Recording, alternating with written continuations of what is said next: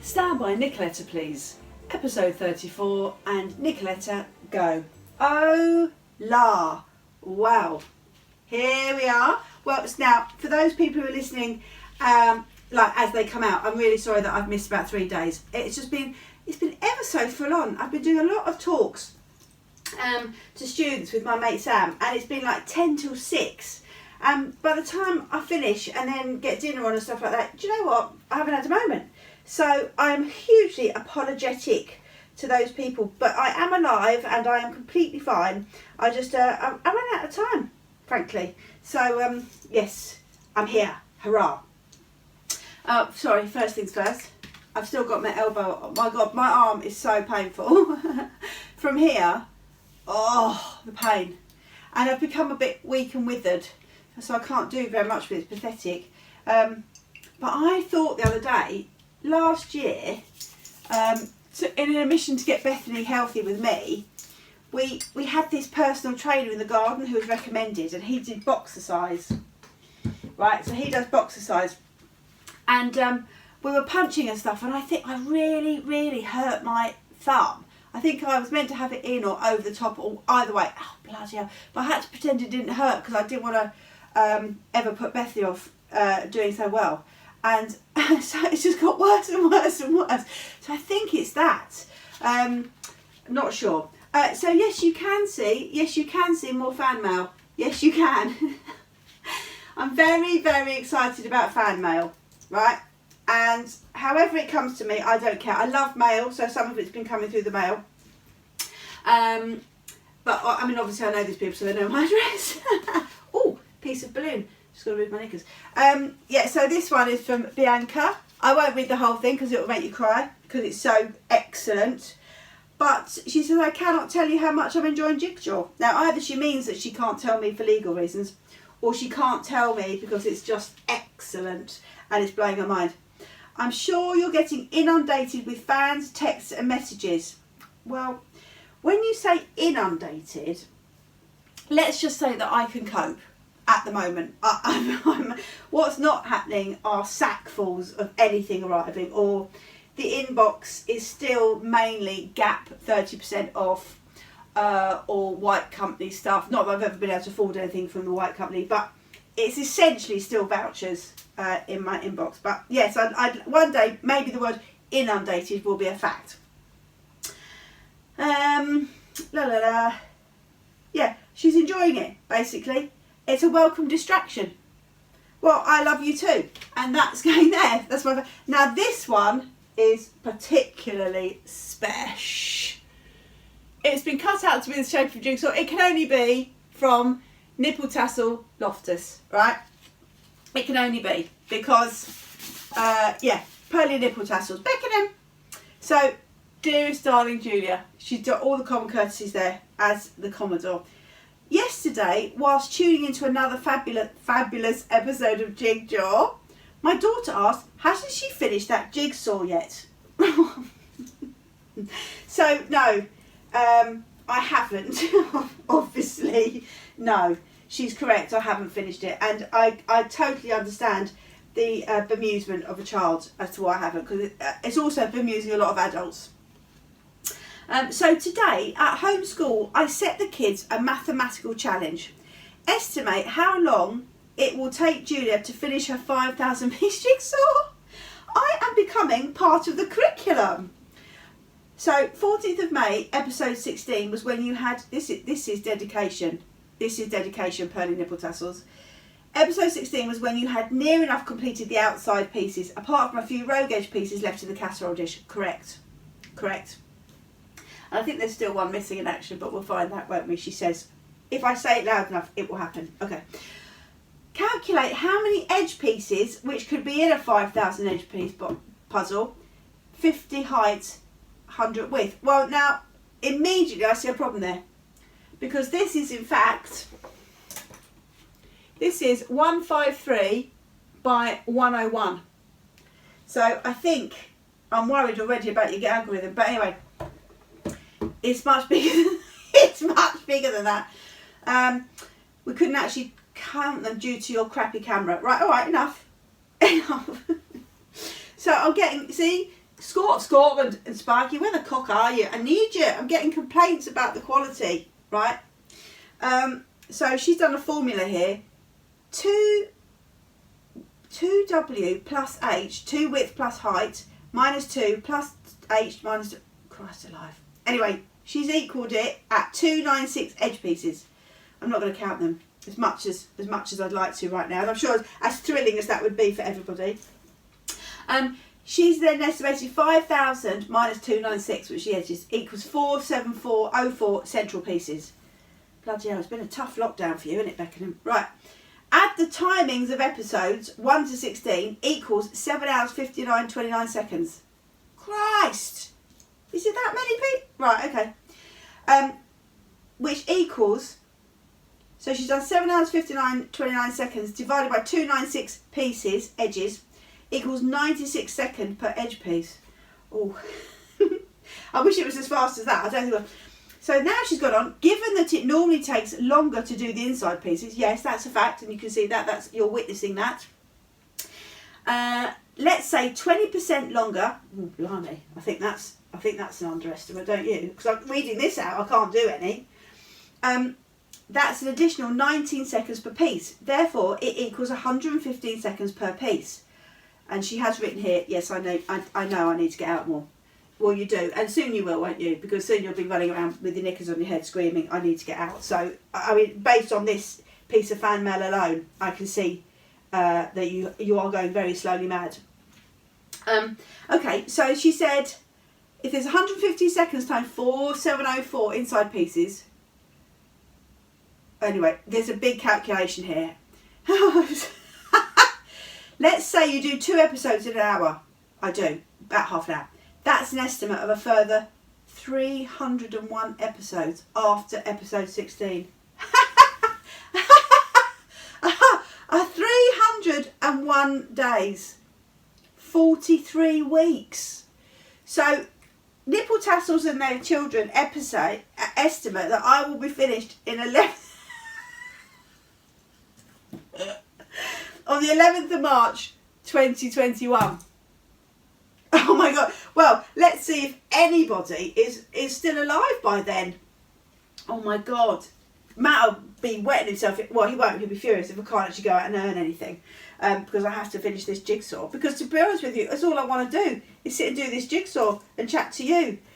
Work is really going to get in the way of this. So the longer the lockdown for me, the better, right? So she says there we have it. An estimate is going to take you until the 11th of March 2021 to complete the jigsaw. Bethany, your mum might need some help. I do not doubt for one moment that you could talk for this long. I hope you're meaning... I agree.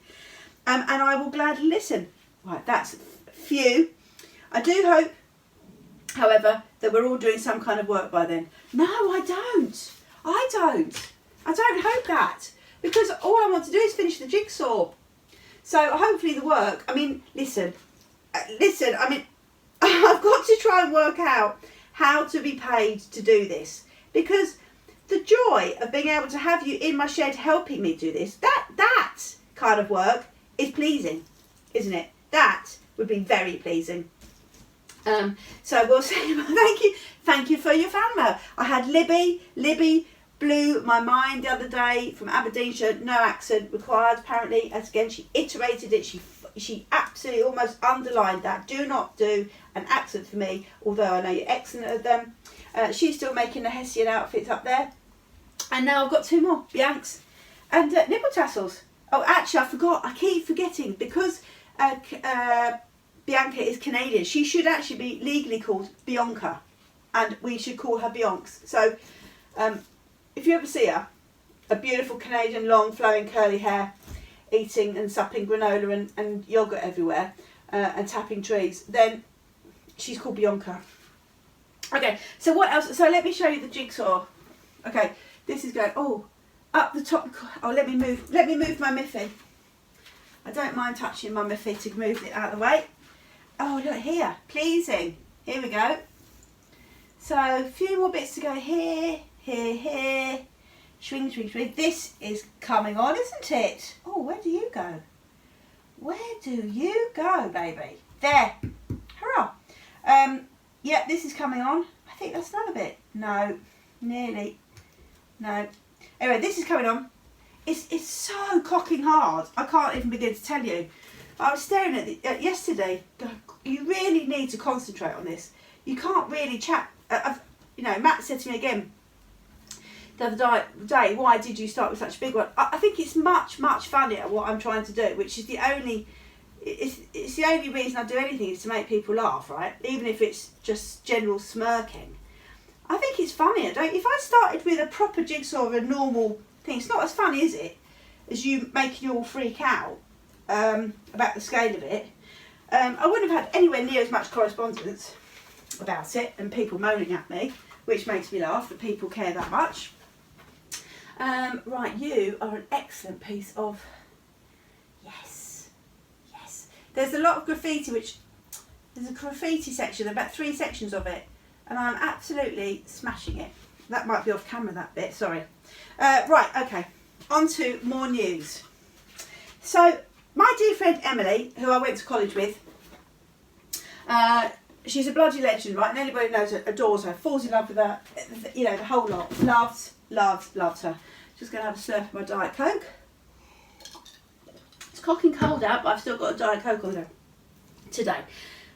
Right, Emily, love her. Spoke to her the other day, and she's done the most amazing thing. Emily's been working with the survivors and loved ones of Grenfell Tower, which is was her. For those who aren't over here, it was one of the most horrific tragedies over here, Grenfell Tower. But Emily is like a public artist, and she has done the most beautiful mosaics with these survivors and, you know, mourners. It's just amazing. Anyway, so primarily Emily, not only being a lovely human being, but she's also an amazing artiste. And if you ever, you know, anyway, so she's just done this amazing work with these people, and she has really affected people's lives by being so cool. However, I spoke to her the other day, but she did tell me that, and this is, I said, do you mind if I write this? I'm just going to check this camera's working, because, you know, I have form. Camera, are you working? Yes. Thank the Lordy. Right. Because you know that I have form with this, okay? So, her son has got into an amazing college to do art. He is hilarious and funny. I mean, one time we met up and he made a parsnip into a clarinet. Just, that's where we are with him. He's just hilarious and potty. And also devilishly handsome. And she was telling me the other day that because he's going away, you know, if this all opens up and kids can go back to normal, he's meant to be moving into his student accommodation. So she's quilting him a quilt for his Dig's bedroom, right? And what it is she's quilting it out of his old shirts. Now, I immediately started giggling, right? Because if I even suggested to Fred, my son, that I was going to make him a quilt of all his old shirts, I know exactly the reaction. And, well, I can't quilt, so that's one thing knocked on the head, so I'd never suggest it. But if I could, I think I would be given short shrift of that plan, right? First of all, they'd wet themselves laughing, and secondly, they'd say, no, do not do it. And if I did do it, regardless, I don't think it would even have made it down the M23 to Sussex Uni, right? There's just no way. Anyway, but Emily is doing this, and I said, oh, that's nice. I said, no, I told her about Fred, just no way. And she said, well, actually, she said, Felix did say to me that maybe I could leave it in his bedroom at home here, and I could go up and down and maybe sniff it to remind me of him. So I said, so would you take that as an enormous hint that he doesn't want a quilt on his new trendy bed at art college made out of his old shirts? She did laugh, but then she said, but then his mate's mum is making a quilt out of this poor lad's old pyjamas. So on one hand, I was feeling for Felix, and the second hand, I felt sorry for his mate Ethan, because Ethan's having one made of his old pyjamas as he grew up. So yeah, so I love the idea that Felix tried to very gently say, any chance you could leave it here, and if you really, you know, because you're going to miss me, maybe leave it in my bedroom. However, she's quilting on. She's not stopping. That that quilt is happening. No, so I love that. So, I mean, I went and spent a fortune in Habitat and got him all not fed nice stuff, and I should have thought further ahead. I should have been much more thrifty. But I'm laughing because I can't sew at all. And when Matty's a really great, sewer, right? He's really good at furnishings and cooking and all those things. He's really on the edge of his sexual. I mean, he's very metrosexual, Matt, right? He's on, thank God for it. Thank God. And anyway, so the kids have learned now just to go to Matt for any sort of darning issues or sewing issues. And I had to sew a button on when Fred was at school, those little blue school shirts and stuff, and his button had fallen off. I said, I'll do that, not a problem. So I took the button, and I was so busy chatting while I did it to the kids and stuff, that I sewed it onto my own shirt, or whatever I was wearing. I sewed it onto myself. So I spent bloody ages, I think there were 2 of them, and I was so not concentrating properly, I sewed it onto myself. So I'm sort of laughing at the quilting, but not really, because I think I'm just insanely jealous of the entire situation to be able to do any sort of craft whatsoever. And as you've been watching me do this jigsaw really badly, you're probably quite relieved that I don't have any plans to do any crafting.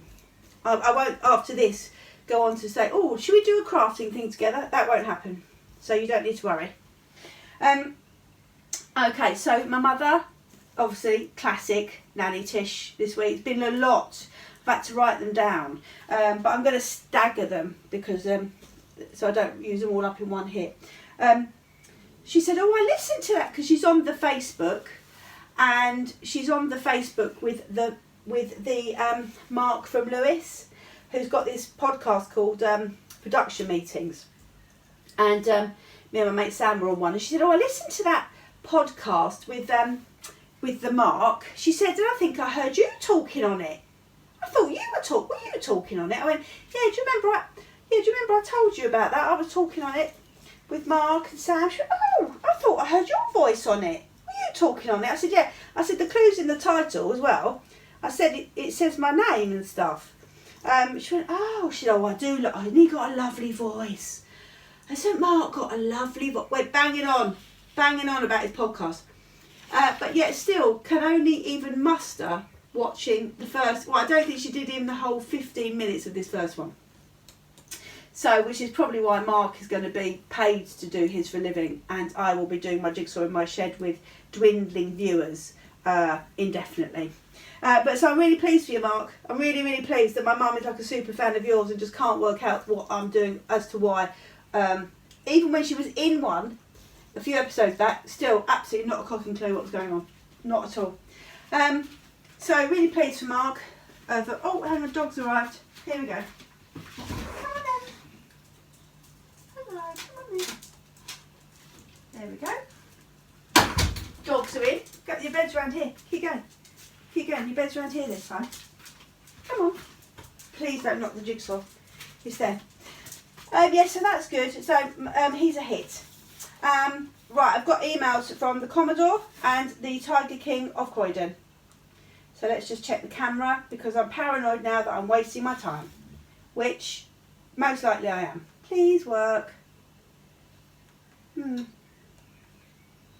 Oh, Bethy's coming in now with a really wonky umbrella. Sorry about this. I can't get the camera to open now. Let's see. Camera, are you working? Yes! Still recording. I'm so sorry. I just want to double check because otherwise I have to try and edit stuff when I can't do it. I'm rubbish at it. Bethany's here. Hello. Okay, so this is from the first one that came in was 9th. Here we go. Dearest darling Julia, common courtesies. There we go. I have a quick question. We once spent 3 nights working on a burlesque show in London. Never got paid for it. I didn't. Yes, we did. I recall I spent the entire time surrounded by scantily clad and naked young ladies. Yes, you did, which is why I called you immediately for the job. They shimmered their breasts and nipple tassels in my face at every given opportunity, like Claire at Beckenham. He didn't say that, I said that. It wasn't really my sort of gig at all, and I hated every moment of it. That everyone, is irony. At one point, Julie and Clary had to fill time while we wiped KY jelly from the stage. Do you remember that job, and did you enjoy it as much as I did? I mean, I did not. Thanks, the Commodore. So that job was so random. It was at Coco in London, wasn't it? We rehearsed in the Welsh, was it the Welsh? So it's the Welsh Centre. And I got invited, I don't even know who asked me to do it. Anyway, I was invited to work on this burlesque show. And these three older, so I asked Dwayne, because at the Commodore, because I knew it was right up his street, right? So, and I'd never done a burlesque show, and I thought, oh yeah, let's do it, it'd be hilarious. So we're in the Welsh Centre and the doorbell goes, and the three old women turn up at the door and they say, we're here for the rehearsal. And I said, I didn't know who they were or anything, and they were the actual burlesque acts, weren't they? And I'm saying old, meaning that they were older than me, I suppose, but they did look old.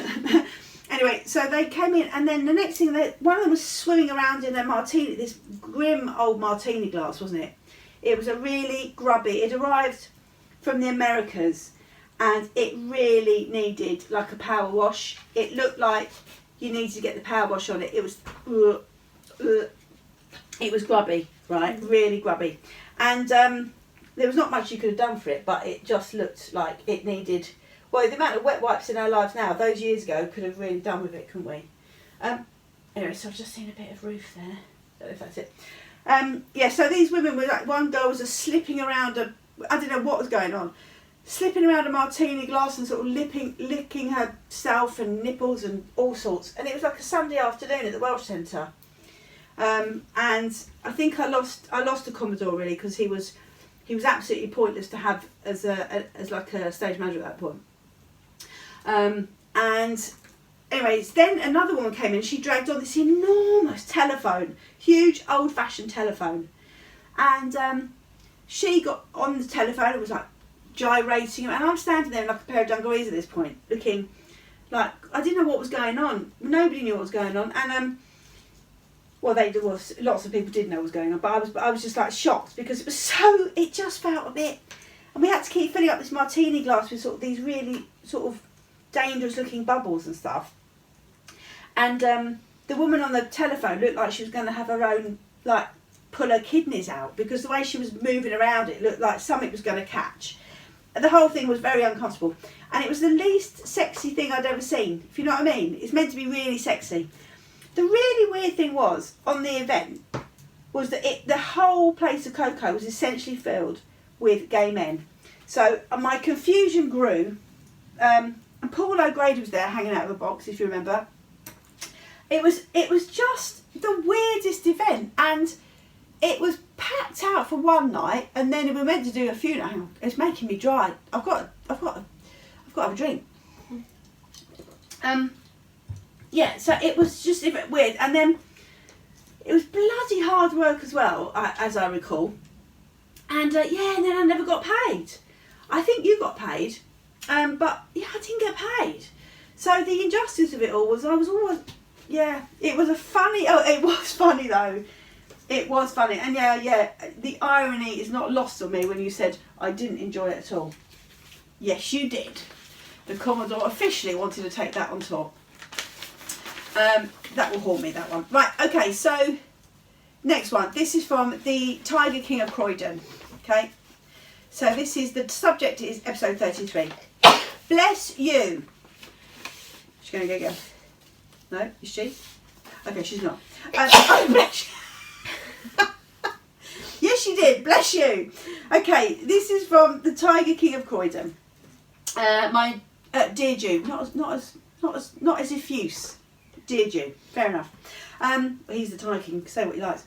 My thanks to you and the Commodore for endorsing my Croydon erection. So if you remember, there's a statue going up of Tiger King of Croydon. We're starting a petition, and the backing is huge, and the position. I've seen a couple of the drawings, and already the position is exciting.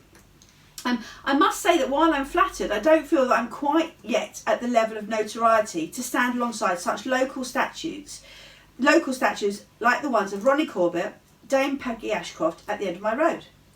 The list of famous people from Croydon is actually quite extensive, and therefore I'm sure you'll understand the competition for recognition is quite competitive.